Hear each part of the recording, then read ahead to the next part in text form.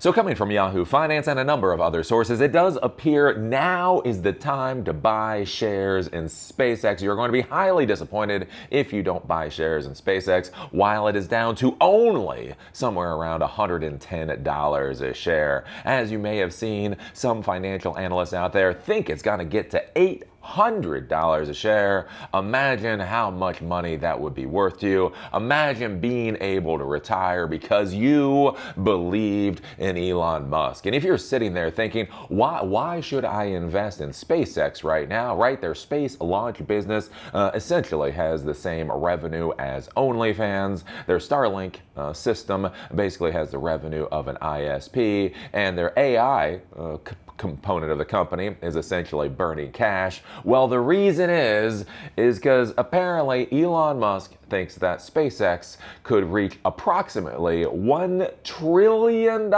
in revenue by 2030. That is right. In 2030, they may in fact be up to $1 trillion. And this is now what everybody is talking about, which is, yeah, I don't know, the problem in a nutshell. So the first thing to talk about with this is when Elon Musk talks about getting to $1 trillion in revenue by 2030, do realize 2030 is only 3.5 years away, right? I'm a Gen Xer. So when you talk about things like 2030 or 2040, things like that, it seems reasonable to me because in my head canon, it seems like 2030 should be like 50 years from now. You're like, well, who knows what's going to happen in 50 years? Maybe they will get to $1 trillion in revenue. And then you realize, oh, no, I'm almost 50. I'm getting old. 2030 isn't 50 years from now.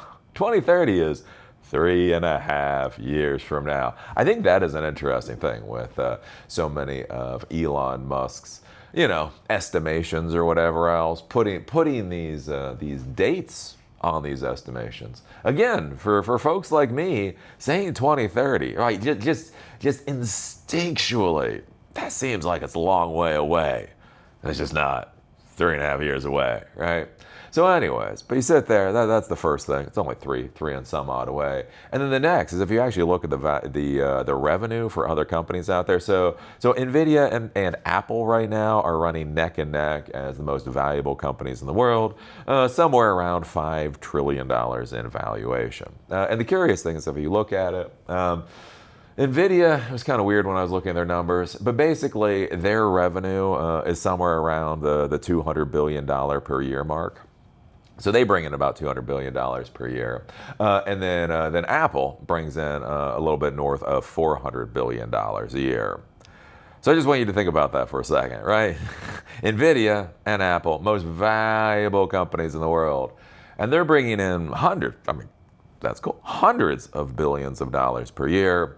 But neither of them are near $1 trillion, right? If Tim Cook, I guess Tim Cook's gone. Fuck. I figure out the new guy's name. The new guy.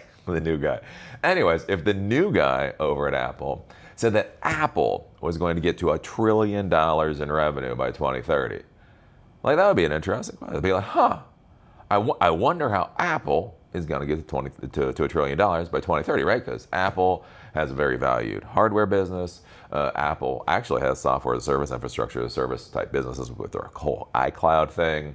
They have their Apple TV. They have a lot of things. And so it's like one of those, like if you told me Apple was trying to get to $1 trillion of revenue by 2030, I'd be like,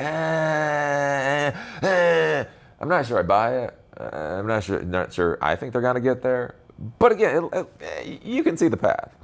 You might not agree with the argument, but you understand. Like you could understand that argument, right? If Nvidia said they were going to get to $1 trillion in revenue, like part of your soul may die because of it. It may not make you feel any better. It's like, oh wow, you're going to sell that many more GPUs?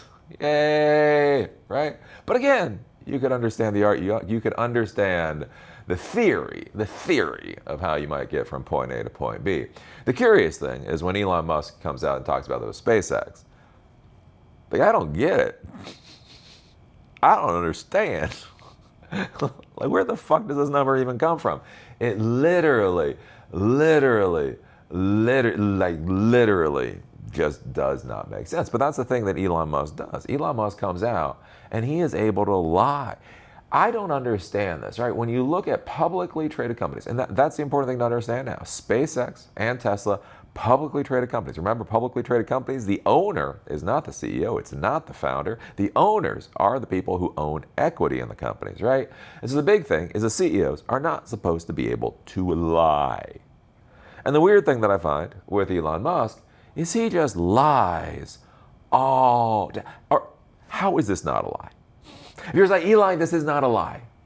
How is this not a lie? How is this not punishable by the SEC for any number of things, right? We hear this about the Cybercab. The Cybercabs are going to take over the cyber taxi or whatever is going to take over the world, right? So we heard that last year.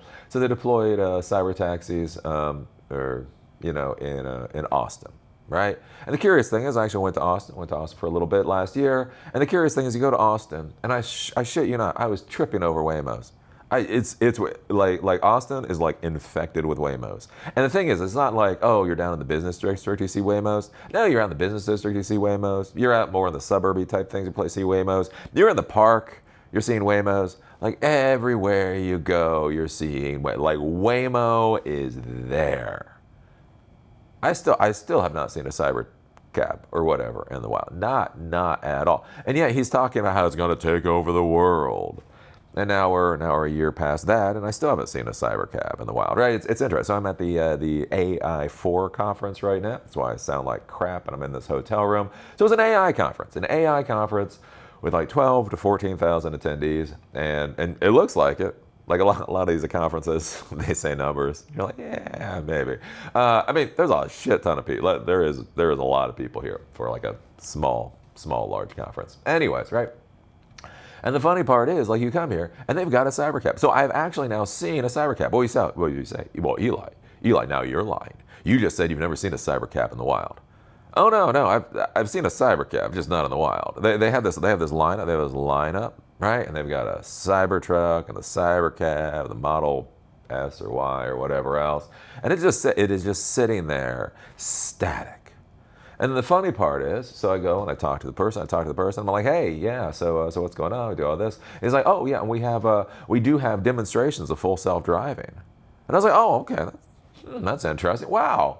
Okay, maybe that's valuable, right? Again, I'm an influencer. I can come here. I can get into a Cybercab in Las Vegas. Have the Cybercab drive me around. I don't know. Look, I'm not stuck on my ways. Maybe I'll get into that Cybercab and I'll realize this is the most amazing fucking thing in the world. I want 5. I'm like, oh, great. So you're demonstrating the Cybercab. He's like, no. I'm like, what? He's like, yeah, no, we got Model Ys downstairs. I'm like, oh, okay. So the Cybercab, which is like supposed to be the future of Tesla, unless it's Optimus is the future of Tesla, unless it's whatever is the future of Tesla. So you just got this thing that's just like sitting here being pretty. And the funny part is, so here, Zuks has no presence at AI4. Well, that's not quite correct. They are not paying for presence at AI4. So Zuks is basically a rectangle on wheels. It's a big ass brick on wheels, completely autonomous, has authorization to not have a steering wheel or any of that kind of stuff, right? It's funded by Amazon or whatever. And they are everywhere, at least on the strip. Their area is relatively small, but you can actually get a Zooks. You can drive in a Zooks. You see, like when I'm on the strip, I see multiple Zooks at one time driving down the road. This is weird. So the Cybercab that is supposed to like take over the world is parked, and the Zooks, which Elon Musk will tell you is an also-ran. If you think Zooks is anything, I guess that's just you, right? Is an also-ran, and they're actually running people around. Like that's the weird thing, right? I talked about this too before with the Optimus. So there is an Optimus robot here. There's an Optimus robot at the Tesla booth, and it is bolted down. I shit you not. They have like this frame. They have this little frame for it, and like the bat, it is mounted to that frame like you mount a TV to the wall. It's pretty. It's pretty. But again, the weird thing is Unitree. I think it's Unitree. There's two. There's Unitree, and there's another, like a humanoid robotics company here. There's a couple of robotics companies here, and they have their robots, and they're dancing, and they have dogs running around and doing all kinds of weird stuff. And the funny part is, like I've heard pushback from viewers on YouTube, and they're like, oh yeah, well what's the value of a dancing robot? And here's the thing, I actually have that. I actually legitimately have that question. I mean, it's cool and all. I mean, like watching one of these humanoid robots do all these like fancy like it's fancy dancing. It is cool. But again, I do have that. You know, what is the product? I mean, it's great, but I'm not going to spend like $40,000 for a robot that can dance. But the funny part is, like when you say that, like, oh well, that's just a dancing robot. Like that sounds funny until you realize that the Optimus is mounted to a frame the way a TV is. You know the only thing more worthless to me than a dancing robot? A robot that gets mounted to the wall. And that's what I just find so weird with this whole like Elon Musk thing. Like he can just come out. Like, because that's the thing, like with the Optimus, right? The Optimus, he says, is a $20 trillion total addressable market. That's not the $28 trillion total addressable market for SpaceX.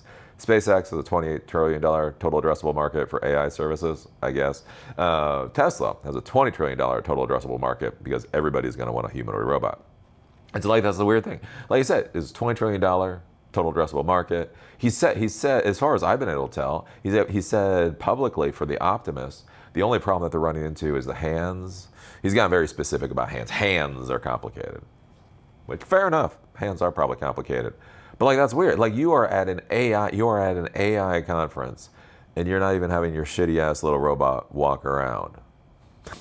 And this is supposed to be the future of Tesla. Tesla is not a car company.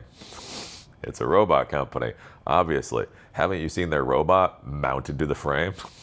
Isn't it so pretty? And so anyways, I think Elon Musk is going to start to have more and more problems. I've talked about this for many years, right? There's this whole Elon Musk premium. Elon Musk himself is a superstar. Are you investing in Tesla? Are you investing in SpaceX? Or are you essentially getting the modern equivalent of a band t-shirt? And I think basically people are buying the modern equivalent of a band t-shirt. And the problem is you know what happens when the hair bands start looking a little gay? Like, it's funny, right? I was a kid of the 80s. I was born in the 70s, kid of the 80s. I'm Gen X. And it is hilarious. I remember when the hair bands were cool. I remember when real men had hair that was up to here and all kinds of makeup and shit on. And then time goes by, fashions change. And all of a sudden you're like, wow. Wow. What was going on with the sexuality back in the 1980s? Maybe there were some undertones I just didn't understand back then.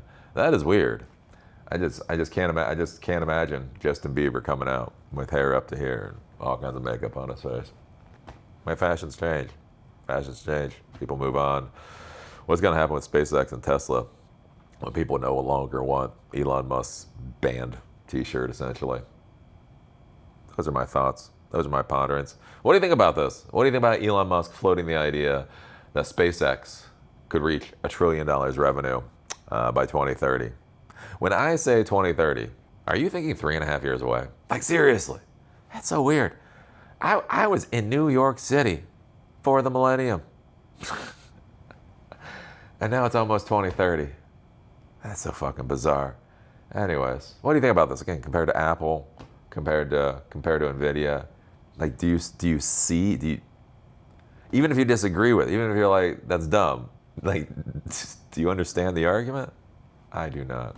Anyways, put your thoughts down below. If you like these episodes, do remember they're on Spotify and on Apple Podcasts. Link is down below. If you want to follow me on LinkedIn, link is down there too. With that, see y'all later.